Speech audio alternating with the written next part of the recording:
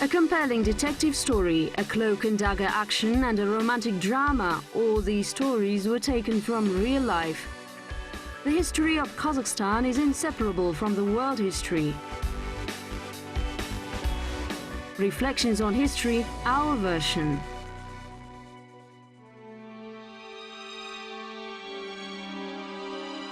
On the frontline stage, Lyubov Orlova was performing in an Almaty school which had been changed into a hospital. I wish you from my heart to get well soon and be healthy. As for us, we promise to visit you very often. They kept their promise.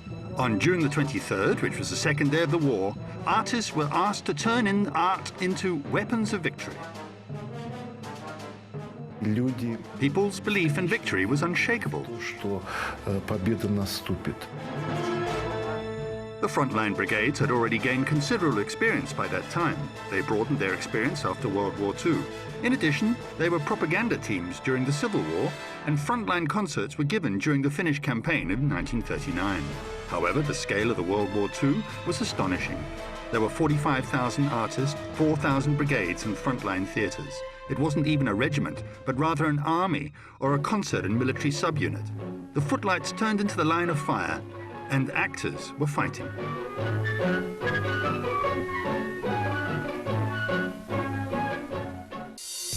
The home front provided great inspiration.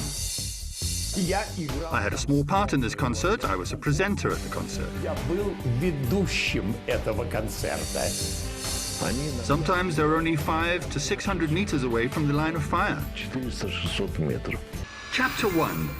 In the line of fire.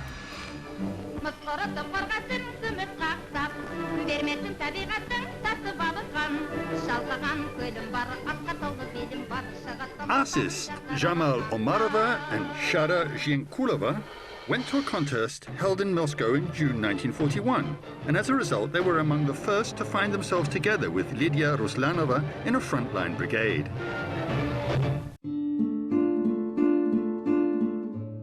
We went through destroyed regions and saw the signs of fascist cruelty. Villages had been burned completely, and the Nazis had thrown little children who were still alive into wells in Spasnado. They had hanged 8 partisans and a little girl in Volokolamsk. When I saw these things, I was shocked and fainted. I was taken to hospital where I regained consciousness. Afterwards, we performed for the wounded. People shouted that artists were arriving. The car approached and they didn't need to seat anybody because the lorry was like a stage. However, they rarely performed in lorries. They performed more often in ravines, sheds, dugouts, airports, and wherever was possible. Rosa Baglanova recalled that she danced and sang her famous Ah, Samara Town standing on a tank.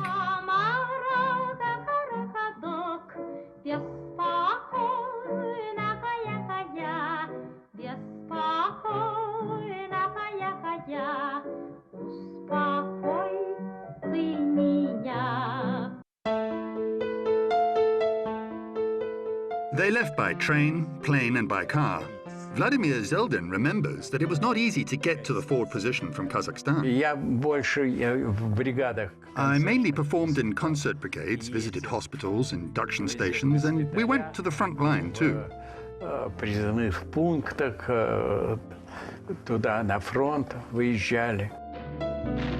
The artists were prohibited from approaching the line of fire closer than 30 kilometers because it was dangerous. However, this rule was often violated. Sometimes it was done on purpose because soldiers had asked them, and sometimes by chance. Once our brigade got lost and we found ourselves in the line of fire. We spent 3 days lying in some basement where there were jars of potatoes and onions. We couldn't go out because there was firing outside all the time. When they were performing in trenches, they had to kneel, otherwise a sniper would shoot them. In addition, they gave concerts by phone. It was then they thought that enemies were quite near, so they whispered songs and recited monologues. В это время над нами пролетал самолет. At that time, a fascist plane was flying above us and they were shooting at us. Бреющим полетом и обстреливал нас. Sometimes there were only a few people in the audience. There could be only 2 people, but they couldn't decline anyway. Often the performances were held before another attack. At that time, we worked day and night. It was considered normal to give 10 concerts a day. Hatred for the enemy helped overcome tiredness. The wounded were lying on the floor of the field hospital. Some of them died before our eyes. It was very difficult, and they said, "Don't leave, sister." I was singing a song when I saw that a wounded soldier was suffocating. Near Leningrad, a bomb fell 100 meters away from us and hit a hospital. As a result, about 40 people died. When we were in Ukraine, we saw an 8-month-old boy who'd been bayoneted. Artists carried wounded soldiers from the front line and bandaged their wounds. If necessary, they took submachine guns. We'll give you only 2 examples. Rosa Baglanova was wounded herself, and Shara Zhenkulova was awarded the rank of captain for her bravery. A lot of artists received military awards. Chapter 2. A wartime script. They tried to provide people with a festive occasion, and they managed.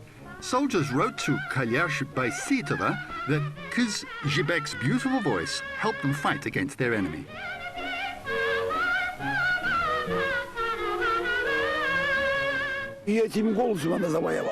She won everything with her voice. People loved her a lot because if God gave her talent, he gave everything else.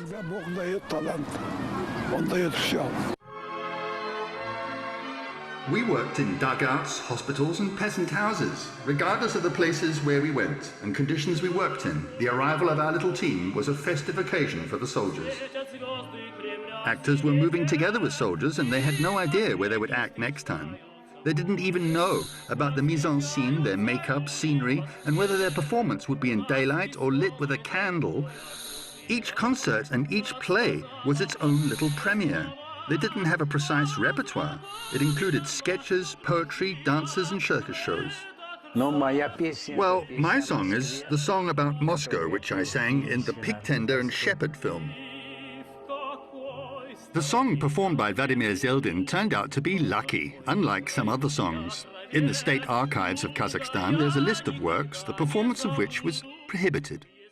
Well, it's clear why all the operettas by Kalman and plays by Hauptmann were prohibited. They referred to Germany and Hungary, which fought and was an ally of Hitler's Germany. However, sometimes a question arises because some official put a question mark with a red pencil. Венгрия, которая воевала и была союзником гитлеровской Германии. Но иногда возникает вопрос, и кто-то из чиновников поставил, что красным карандашом недоуменный знак вопроса. The famous song, "In Case War Comes Tomorrow," "In Case We Start Campaigning Tomorrow," was on the blacklist. Besides, there were a few works about the incumbent Kavarda. Песня пионера. There was a pioneer's song and pioneer's poetry sent to Klim Voroshilov. Probably it was connected to his mistakes in commanding troops at the beginning of the war.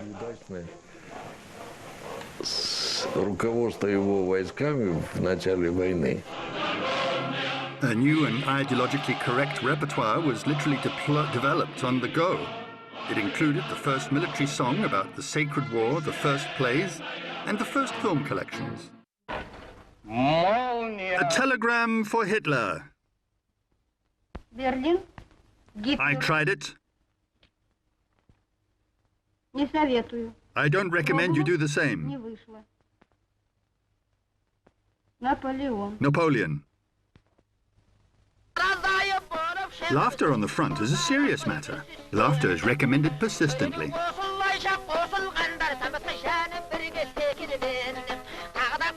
There are some unique frames. To the sound of the Dombra film was shot in Almaty Theatre of Opera and Ballet in 1943. A concert film was one of the most popular genres. Arkady Raikin, in the guise of a mechanic, presented the Russian language version of this film.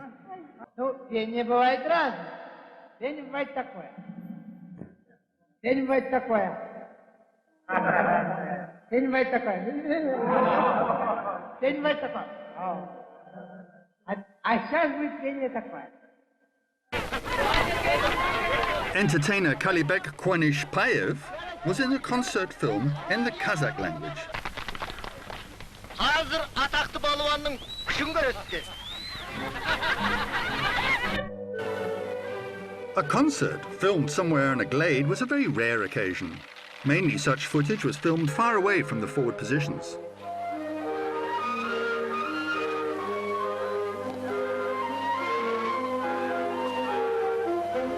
Chapter 3, a report on the subject. Everything was for the front. There were mentoring concerts at the forward position and artist home front tours. The income coming from these concerts went to the defense fund, which gave money for tank columns and so on. In addition, Stalin sent us greetings for this financial contribution. Here is a large document. Pomerantsev was one of the such concerts presenters.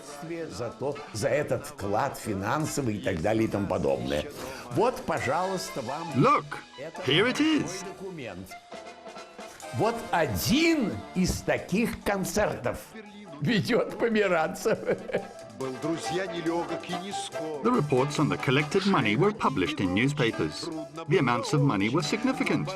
Only in Kazakhstan, 6 million rubles were collected over 3 years. It wasn't surprising because such artists as Rina Zelyonaya, Nikolai Khrushchev, magician Wolf Messing and many others gave 20,000 concerts. There were classical music and Kazakh folk music concerts. They did a lot of performances and people were eager to attend.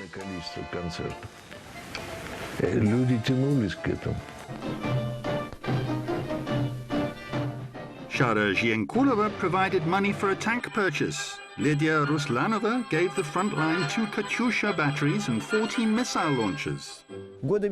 During World War II, Haji Mukan, who already was at an advanced age, founded a traveling circus. He collected 100,000 rubles and gave the money to the defense fund. This money was used to build a plane named after Amangeldi Imanov. Karzhibay Shalabayev piloted the plane.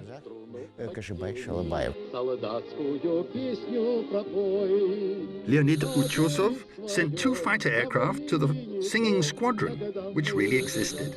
Incidentally, some film clips were based on a book by Kazakh pilot Sergei Lugansky. One of those, the main character was based on. Who said we should give up singing at war? When they returned from a front tour, they had to report where they'd been and what they had performed. Of course, they did not include the military unit designations in their reports. This folder contains Frontline Brigade head by Muhamedov's report written in 1944 and a story about meeting a 15-year-old Kazakh boy. The story amazes artists. Umerjan's brother was enlisted in the army. It seems they went together to fight. He was found in Stalingrad.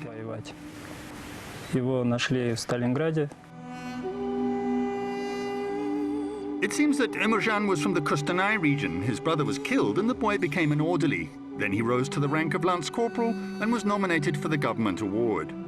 What happened to Umerjan afterwards remains unknown.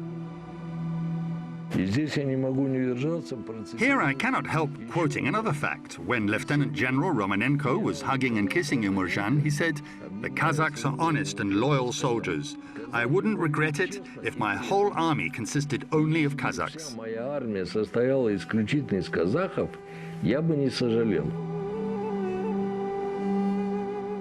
After a concert, they were going to treat the Frontline Brigade to a meal, but this time the artists themselves made Kazakh tea and the national dish called beshbamak. This is the colorful sheet of paper which they brought. They used Arabic script when writing in Kazakh and wrote in Russian the following. The leaflet is dedicated to Kazakh people's valiant son and the hero of the Soviet Union, Koshagan Zaman Karayev. Soldiers wrote concert and song reviews with pencils in their letters. This letter is from a field hospital. The wounded had asked the hospital head to write a letter and he even stamped it with a frontline stamp. Epilogue. At the discretion of war. There was a moment when everyone forgot about the hardships of war. The sounds of the song they had known and liked since their childhood reminded them of their homes, families, and distant motherland. Напомнили о доме, о семьях, о родной, далекой земле. They gave 1.5 million concerts over 4 years of war. The most powerful weapon is a soldier's soul, and the ammunition for this weapon is spiritual food, said Baljan Momoshuli.